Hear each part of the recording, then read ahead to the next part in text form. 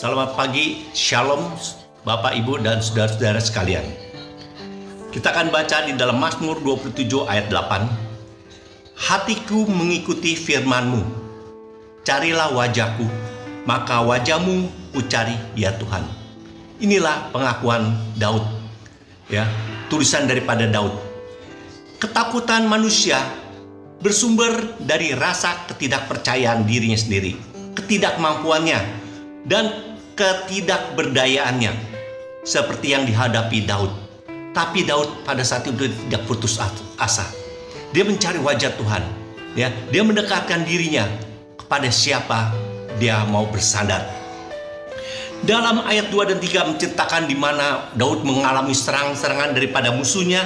Ya, dibilang ketika penjahat-penjahat menyerang aku untuk memakan dagingku, ya, sekalipun tentara berkemah mengepung aku, tidak takut hatiku. Karena apa? Karena dia sudah mendekatkan dan dia sudah mencari wajah Tuhan, atau dia berhadapan dengan Allah yang berkuasa. Ia tidak hancur, tidak gemetar, tidak meragukan Allah sedikit pun, tapi dia sungguh-sungguh percaya karena dia tahu siapakah Allah itu.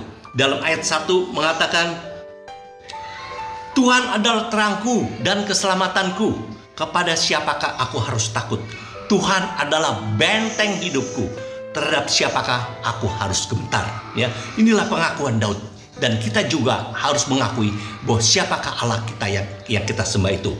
Kemudian tindakan kedekatan yang dibina melalui kehidupan doa yang sehat, yaitu ketergantungan kepada Allah. Daud tidak mengandalkan kekuatan sendiri, tapi dia mengandalkan kekuatan daripada Allah. Dan tindakan Allah bukan didorong oleh kekuatan pikiran Daud, tapi hubungan pribadi. Dalam ayat 4 mengatakan, satu hal telah kuminta kepada Tuhan, itulah yang kuingini, diam di rumah Tuhan seumur hidupku, menyaksikan kemurahan Tuhan dan menikmati bait-Nya. Jadi kita, bagaimana hubungan kita pribadi kita dengan Tuhan? Apakah kita selalu menikmati bait Tuhan? Dan selanjutnya, Allah secara pribadi yang bertindak. Ayat kelima, Ia melindungi aku dalam pondoknya pada waktu bahaya. Ia menyembunyikan aku dalam persembunyian di kemahnya. Ia mengangkat aku ke atas gunung batu. Daud menyerahkan segala kekhawatirannya kepada Tuhan, karena dia tahu siapakah Allah itu. Dia yang melindungi di dalam pondoknya, dikatakan, ya. Daud dilindungi di dalam pondok Allah, di dalam persembunyian kemah Allah. Jadi dia tidak takut, dan tindakan Allah ini bukan didorong oleh kekuatan pikiran Daud, tapi kedekatannya sekali lagi hubungan pribadi, karena dia menikmati bait Allah. Kedekatan yang dibina melalui kehidupan doa yang sehat, yaitu ketergantungan kepada Allah. Ayat 7 mengatakan, dengarlah Tuhan seruan yang kusampaikan, kasihanilah aku dan jawablah aku. Ya, dia benar-benar berserah kepada Allah yang hidup. Dia berseru dan dikatakan, Daud mengharapkan, jawablah aku, jawablah segala permohonanku, dan Allah bertindak menurut kehendaknya.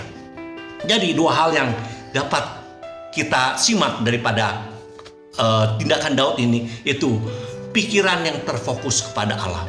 Jadi waktu kita berdoa, kita sungguh-sungguh memfokuskan pikiran kita kepada Allah. Kita harus mengakui siapa Allah itu yang sebenarnya, yang kita sembah, yang kita mohon pertolongannya untuk mengatasi problem di dalam kehidupan kita. Dan yang kedua, membina hubungan yang intim dengan Allah melalui doa. Kita harus diam, atau kita harus berada di dalam bait sucinya, dan kita merasakan pemeliharaannya, dan kita merasakan kekudusannya yang melingkupi kita. Amin. Terima kasih Tuhan untuk renungan pada pagi hari ini. Biarlah apa yang kami dengar, Kau tolong kami Tuhan, supaya dalam waktu kami berdoa, kami tidak ragu-ragu, karena kami tahu kepada siapa kami berdoa. Karena kami berdoa kepada Allah yang berkuasa, sumber kekuatan kami, sumber terang kami. Engkaulah yang mendengar doa kami. Kau pimpin kami, biarlah kami waktu kami berdoa, kami selalu memfokuskan pikiran kami kepadamu. Tolong kami Tuhan, hari ini pimpin dengan kuasa Roh Kudus. Di dalam nama Yesus kami sudah berdoa. Amin.